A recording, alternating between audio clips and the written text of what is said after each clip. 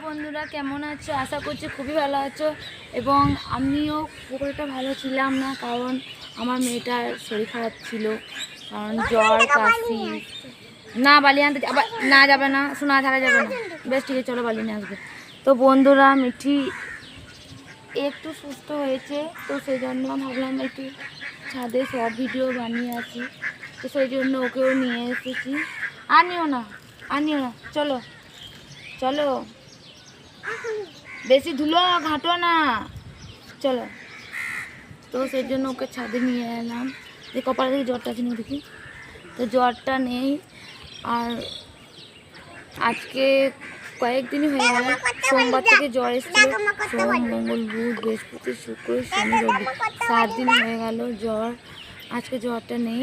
আমি খুবই ভয় পেয়ে গিয়েছিলাম, তো সেই জন্য ভিডিও করা মানে বন্ধই করে দিয়েছিলাম।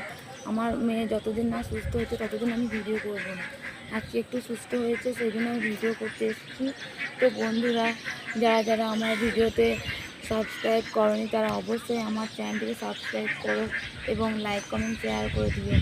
আমারও গলাটা বসে গিয়েছে, বুঝতে পারছো, আমারও ঠান্ডা লেগে গিয়েছে, কাশি হচ্ছে। তো আজকে এই লাল শাড়িটা পরেছি, কেমন লাগছে অবশ্যই কমেন্টে জানাবে। আর খুব একটা সাজুগুজু করিনি। আর আমাদের চারিদিকে ছাদটা দেখো কত সুন্দর ওয়েদার, বেশ ভালো লাগছে। এই সাইডে শাকনে গাছ, ওইদিকে তাল গাছ, আর আমাদের বাগানে জবা ফুলের গাছ। আর এই সাইডে এটা মনসা গাছ, চল আবার এটা মনসা গাছ।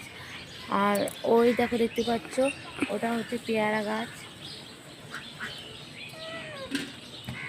তো বন্ধুরা, আজকের ভিডিওটি আমি এখানেই শেষ করছি।